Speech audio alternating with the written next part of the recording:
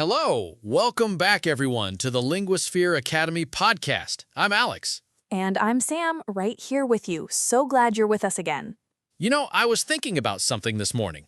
I was lying in bed and my alarm went off, and I thought, I don't want to get up. I'm tired. I'll just stay here for 5 more minutes. The snooze button struggle, I know it well. 30 minutes later, I finally got up. I was rushing, I was stressed, and I thought, why didn't I just get up when the alarm rang? Because motivation wasn't there. You didn't feel like it. Exactly. And that's the thing about learning English too. Some days you feel motivated. You study for hours. You feel like you're making progress. And other days, you feel nothing. You don't want to open your book. You don't want to listen to a podcast. You just want to do nothing. Today, our topic is Improve Your English with Motivation. We're going to talk about what motivation really is, where it comes from, and how to find it when it's gone. Because motivation isn't magic. It's not something you either have or you don't. It's something you can create.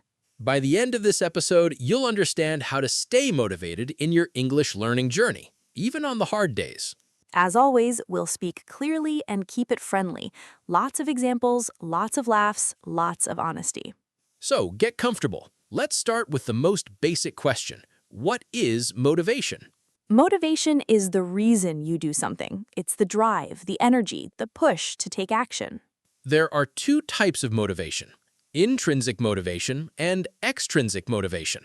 Intrinsic motivation comes from inside you. You do something because you enjoy it, because it's interesting, because it feels good.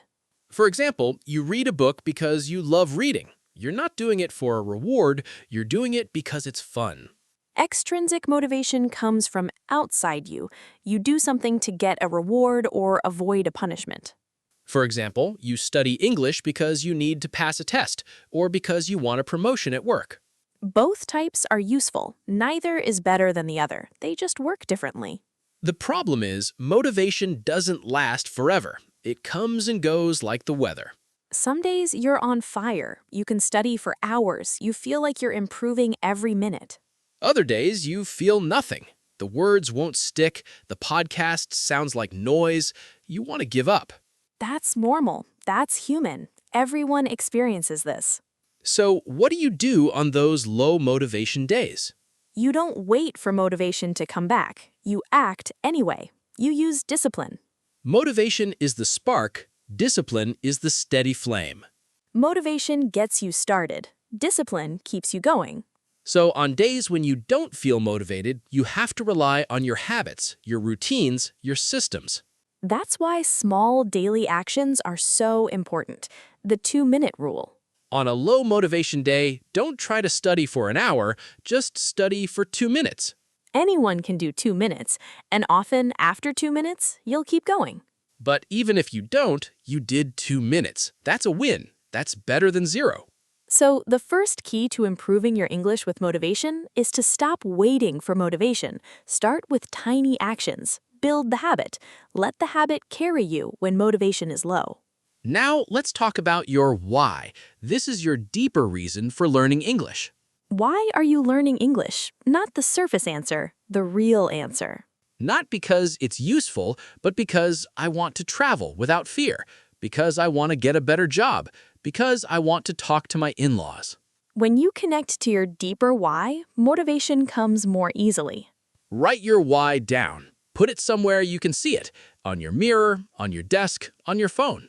On days when you feel like giving up, read your why. Remember why you started. Now, let's talk about the power of small wins. Big goals can feel overwhelming. I want to be fluent. That's a mountain. It's far away. Small wins are steps. I learned 5 new words today. I understood 1 sentence in a podcast. I had a 2-minute conversation. Celebrate those small wins. They are proof that you're moving forward. Each small win gives you a little boost of motivation, and those boosts add up. So don't wait until you're fluent to feel proud. Feel proud today. Feel proud of every small step. Now, let's talk about the role of environment. Your environment affects your motivation more than you think. If your study space is messy, if your phone is nearby, if there are distractions everywhere, it's hard to focus. So design your environment for success. Clear your desk, put your phone in another room, have your materials ready. Make it easy to do the right thing, make it hard to do the wrong thing. Habit stacking helps here too. Attach your English practice to something you already do. After I brush my teeth, I will review 5 vocabulary words. While I drink my morning coffee, I will listen to a podcast. On my walk to work, I will practice shadowing. These small anchors make it easier to follow through even when motivation is low. Now, let's talk about the danger of comparison. Comparing yourself to others is a motivation killer. You see someone online who speaks English perfectly. You think, I'll never be that good. But you don't see how long they've been learning. You don't see the hours of practice. You don't see their struggles. The only person you should compare yourself to is the person you were yesterday. Am I better than I was last month? Last year? That's the only comparison that matters. Now, let's talk about the role of rest. You can't be motivated all the time. You need rest. Rest is not laziness. Rest is part of the process. When you're tired, everything feels harder. Studying feels impossible. Motivation disappears. So take breaks. Get enough sleep. Do things you enjoy. A rested brain learns better. A rested brain stays motivated longer. Now, let's talk about the power of community. Learning alone is hard. Learning with others is easier. Find a study partner. Join a conversation group. Post in online forums. When you see others working towards the same goal, it motivates you. And when you share your progress, others celebrate with you. That feels good. So don't isolate yourself. Find your people. Now, let's talk about the role of fun. If learning English feels like a chore, you won't stay motivated.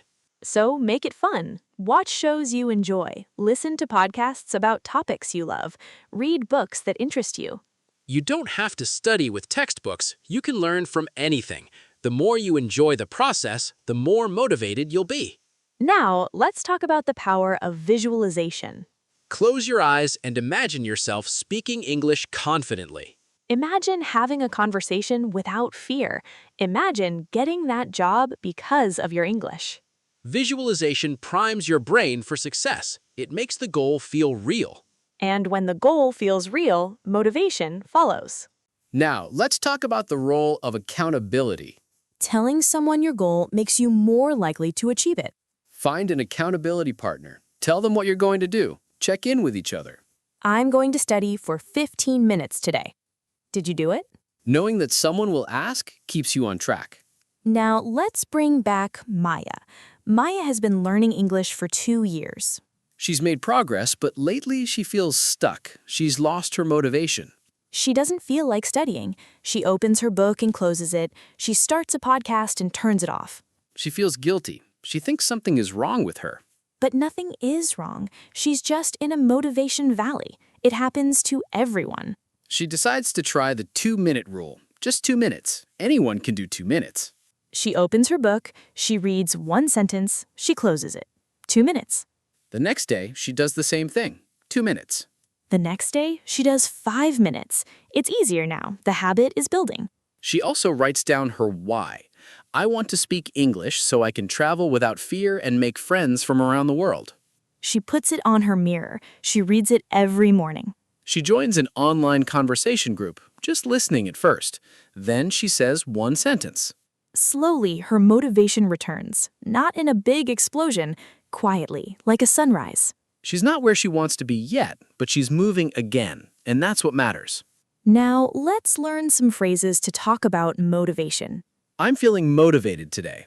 I'm in the zone. I'm struggling to find motivation. I'm in a slump. I need a push. I need to get back on track. Small steps every day. Progress, not perfection. I didn't come this far to only come this far. The only bad workout is the one that didn't happen. Same for studying. Now, let's talk about how to handle setbacks. You will have setbacks. You will have days when you don't study. You will have weeks when you feel like you're going backward. That's normal. That's not failure. That's life. The key is to not let one bad day become a bad week. Use the never miss twice rule. Miss one day? Fine. Forgive yourself. Get back to it the next day.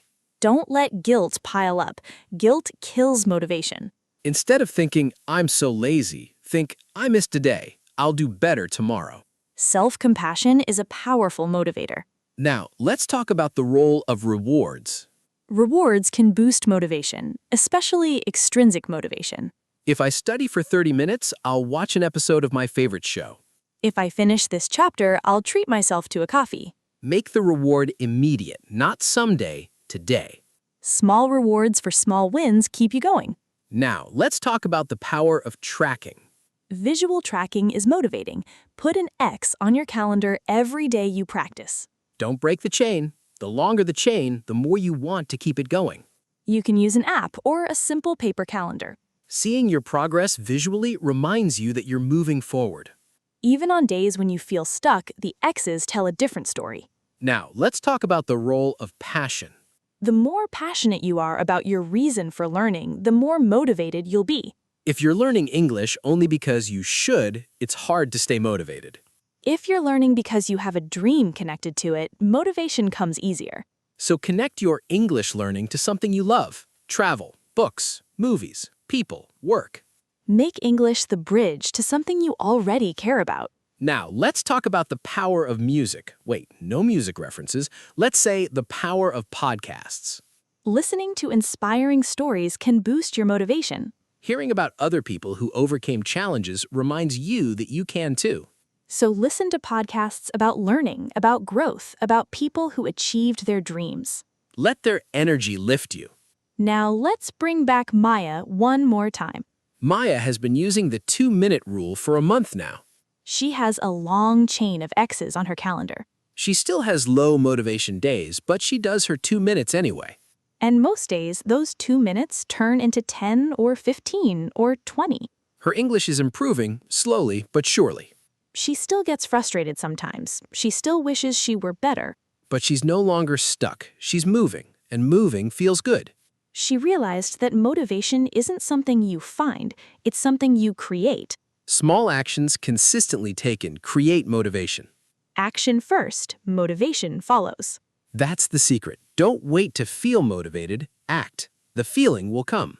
Now, here's your challenge for this week. Do one small thing for your English every day. Just one. It can be 2 minutes. It can be 1 sentence. It can be 5 words. Put an X on your calendar each day you do it. Don't break the chain. At the end of the week, look at your calendar. 7 X's. Feel proud. You did it. You showed up.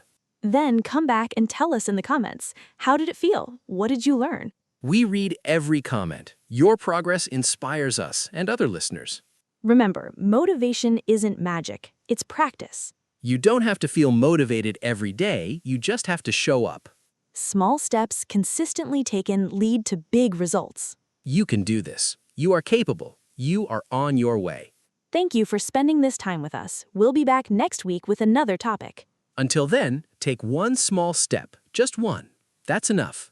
And hey, before you go, if this episode helped you understand motivation, please hit that subscribe button. It's free, and it means we can keep making these encouraging episodes. Yes, please, and leave us a comment. What's one small action you're going to take this week? We read every comment. Your commitment inspires us and other listeners. Subscribe, comment, share. It helps more people find the motivation to keep going. Thanks again, everyone. Now go take one small step. Bye for now. Bye.